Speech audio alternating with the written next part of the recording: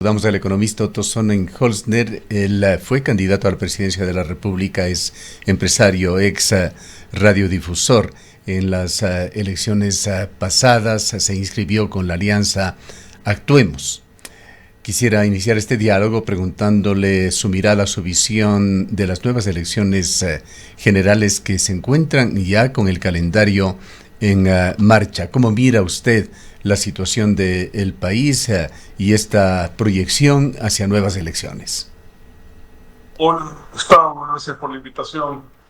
Como todos los ecuatorianos, veo la situación con preocupación, ¿no?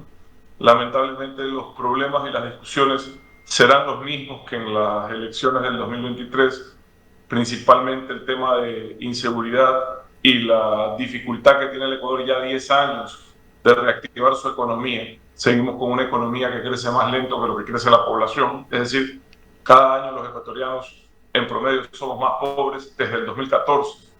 Gustavo, y eso es lo que hay que cambiar. Eso es lo único que va a revertir esta tendencia de migración masiva que hoy estamos viviendo. 400.000 personas se ha registrado como salidos del país y no retornados desde el año 2021, lo cual nos lleva a una situación insostenible, ¿no? A eso usted le suma la crisis energética, que también va a ser tema durante este año y durante la campaña. Y bueno, ahí tiene usted un cóctel complicado que hoy está en las manos de un gobierno que tiene un desafío que hasta ahora no ha podido controlar.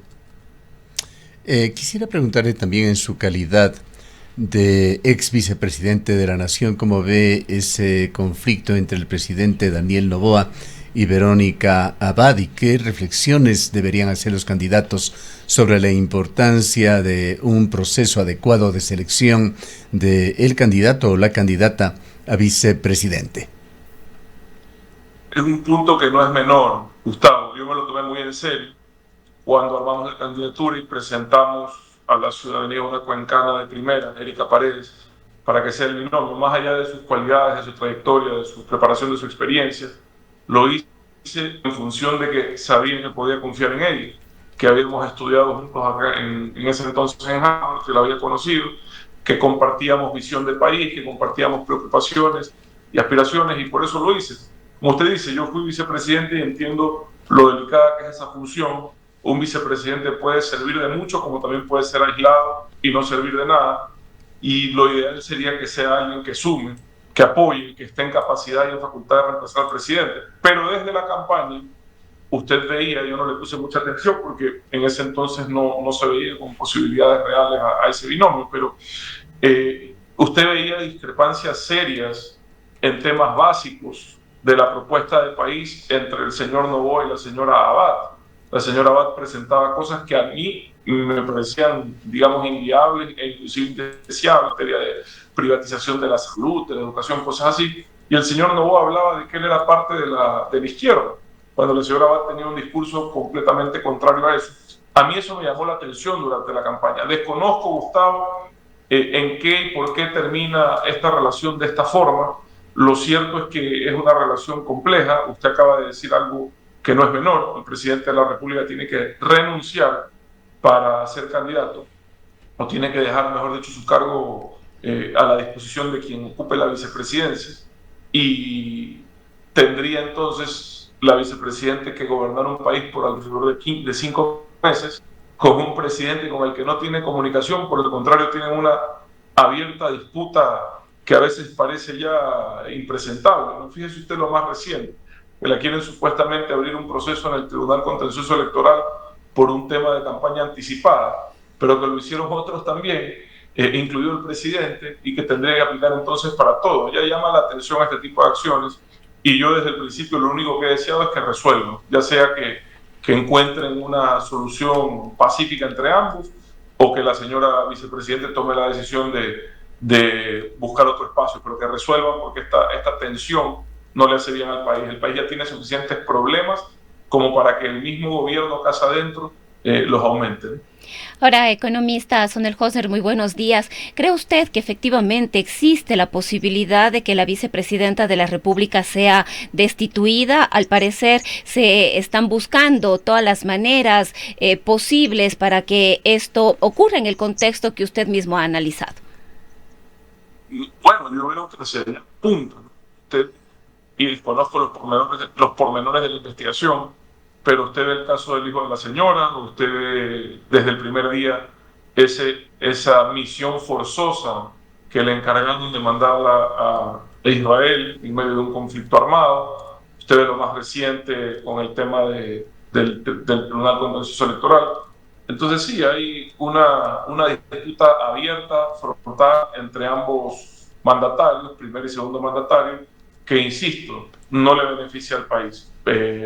Sería ideal que resuelvan y que encuentren un punto de esta disputa. Nuestra atención no le enseña al país, sobre todo a vísperas de que sea ella quien asuma la presidencia de la República, porque ese es un factor real. Y ojo, no es cosa sencilla destituir a un segundo mandatario.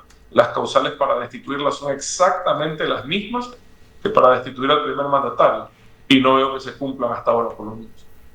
En el plano ideológico, ¿ve usted como un político de centro izquierda Daniel Noboa, que es, como usted nos recordaba, se presentó para la campaña electoral? Y por otra parte, ¿cómo le impresiona a usted Verónica Abad? Mire, no conozco a la señora Abad, nunca he tenido la oportunidad de dialogar con ella. Insisto, lo que vi en la campaña a mí sí me llamó la atención porque parecía estar completamente opuesto a lo que estaba planteando el presidente Noboa, y parecía o se evidenciaba que no existía mayor conocimiento entre ambos, que no existía mayor comunicación entre ambos. Eran como dos proyectos políticos distintos en la misma papeleta, demostrando de entrada que quizás no prepararon lo suficientemente bien algo tan importante como la elección de un binomio. A Daniel Noboa lo conozco prácticamente toda la vida, porque compañero de mi hermano del colegio. Creo que tiene derecho a, como todos, aspirar a reelegirse, pero su reelección, Gustavo, se va a dar en función de los resultados de su gestión. Pero, y no de otra cosa. ¿Lo ve como de centro izquierda? Mire, esas etiquetas para mí están descontinuadas. No he visto una definición clara de sus posturas ideológicas hasta ahora, pero creo que tiene, como le insisto, problemas al frente que van más allá de ese etiquetado. El problema de resolver la situación de seguridad, el problema de reactivar la economía, van más allá de ese etiquetado. Ahora, economista, ya pensando en el proceso electoral del año 2025, en un diálogo anterior que mantuvimos con usted nos había comentado que estaban trabajando en algunas alianzas y algunos acercamientos y que existía efectivamente la posibilidad de que usted se postule nuevamente como candidato a la presidencia.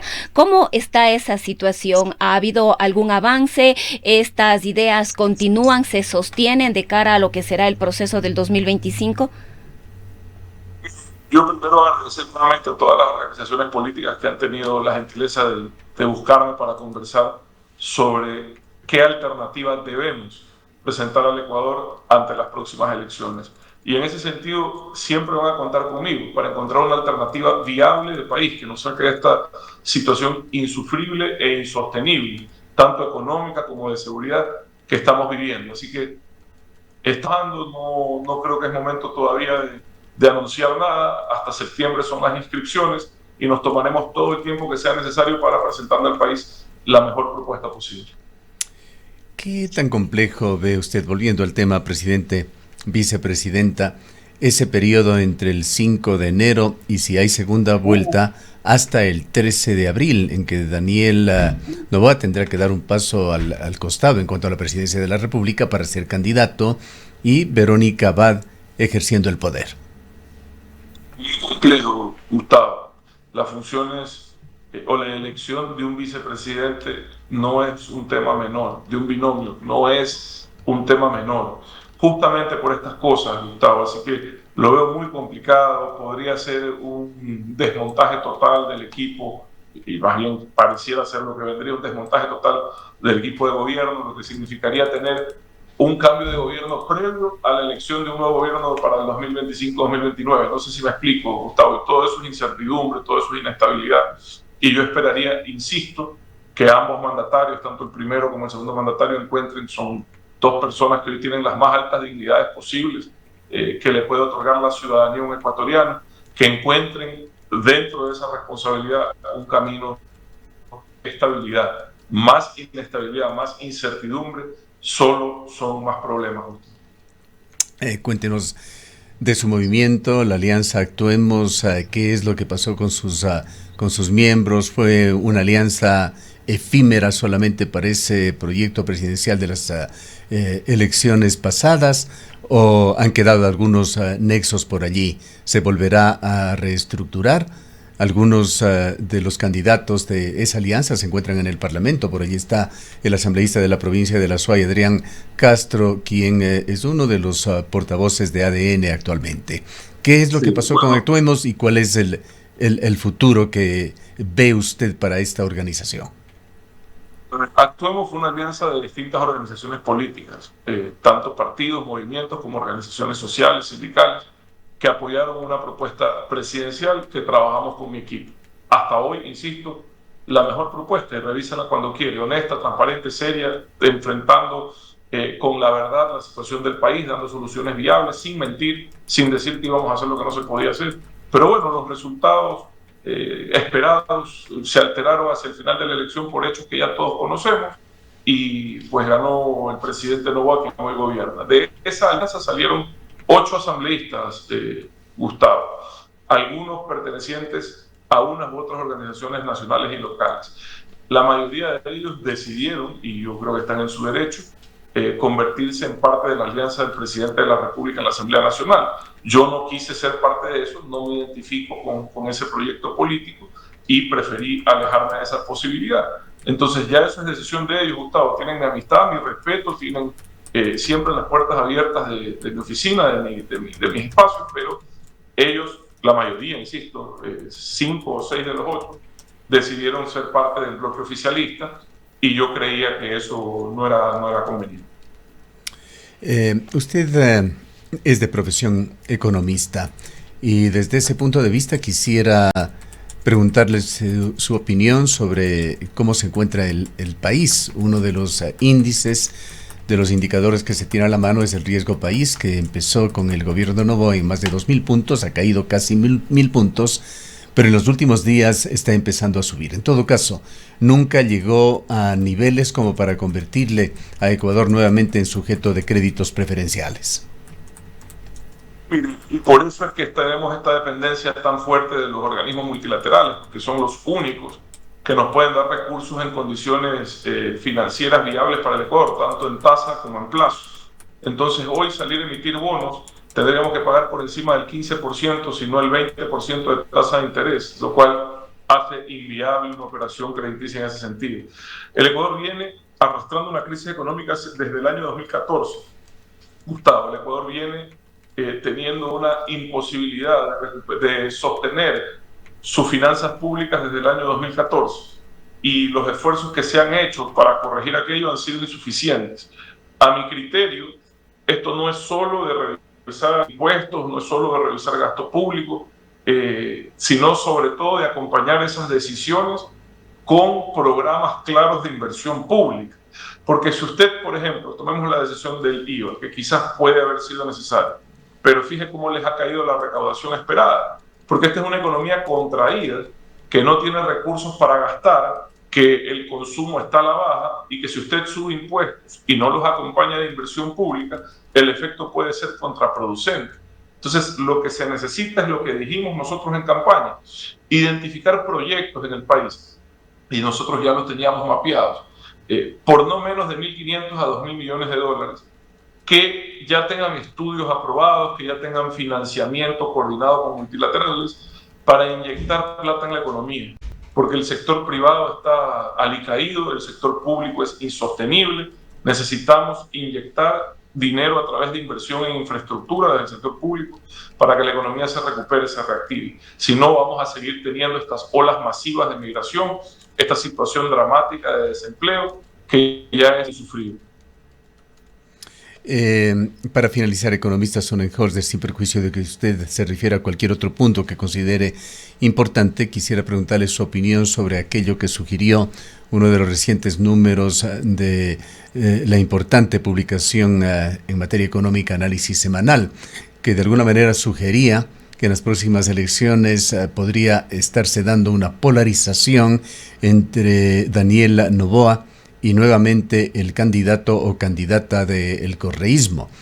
con posibilidades de Noboa de ganar incluso en una primera vuelta y también de conseguir un importante bloque en la Asamblea. ¿Coincide usted de alguna manera con esa visión? Miren, estamos en el Ecuador, Gustavo, y efectivamente, no solo en el Ecuador, sino en el mundo, los radicalismos han tomado fuerza y los radicalismos llevan a la polarización. Pero al estar en el Ecuador hay que siempre darle más peso al elemento coyuntural. Aquí las cosas cambian en 10 días, en 15 días. Vea las elecciones anteriores, Gustavo, usted tuvo 3 finalistas en los últimos 7 días, 3 finalistas distintos en los últimos 7 días. Entonces, no hay nada dicho, insisto, creo que el presidente y el gobierno tienen derecho a buscar la reelección, pero esa reelección va a poderse dar solo y siempre y cuando den resultados en materia de seguridad y reactivación económica. Y yo creo que aquí todo cambia en pocos días, Gustavo, así que anticipar un escenario electoral que está, no sé, a 10, 9 meses del día de hoy, es imposible en el Ecuador, es imposible. Bien, le agradecemos mucho por habernos acompañado. Gracias, Gustavo, un abrazo y gracias por la invitación. Declaraciones del economista Otto Sonnenholzner, ex vicepresidente de Ecuador, ex candidato a la presidencia y actualmente dedicado a actividades empresariales.